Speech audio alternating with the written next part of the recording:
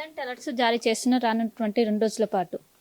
ఈ రోజు కనుక చూసుకున్నట్లయితే ప్రస్తుతం కురుస్తున్న వర్షాలకి ఆరెంజ్ హెచ్చరికలు అలాగే ఎల్లో హెచ్చరికలు కూడా జారీ చేయడం జరిగింది. రేపటి నుంచి ఈ యొక్క వర్ష తీవ్రత అనేది క్రమేపీ తగ్గుముఖం పట్టే అవకాశం అయితే కనిపిస్తుంది.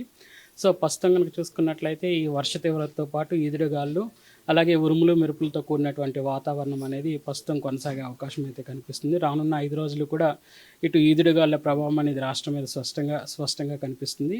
ఈదురుగాలు గంటకు 30 నుంచి 40 కిలోమీటర్ల మేర ఉండే అవకాశం కూడా స్పష్టంగా కనిపిస్తుంది. అంటే ఈసారి జీతంలో హైయెస్ట్ ఎంత వర్షపాతం నమోదైంది ఇప్పుడు?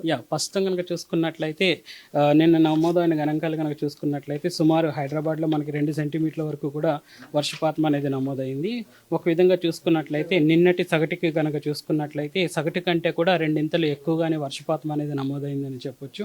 ఓవరాల్గా చూసుకున్నట్లయితే ఇప్పటి వరకు కూడా ఇంకా వర్షం 15% హైదరాబాద్లో కనుక చూసుకున్నట్లయితే 15% మనకి వర్షపాతం అనేది లోతట్టుగానే ఉంది. సుమారు ఇప్పటి వరకు కూడా నమోదైన గణాంకాలు కనుక చూసుకున్నట్లయితే సుమారు 22 సెంటీమీటర్ల వరకు కూడా వర్షపాతం అనేది నమోదైంది. నమోదవ్వాల్సిన వర్షపాతం కనుక చూసుకున్నట్లయితే 27 సెంటీమీటర్లు నమోదవ్వాలి. ఒక విధంగా చూసుకున్నట్లయితే 15% వర్షపాతం అనేది హైదరాబాద్లో లోటుగానే ఉంది.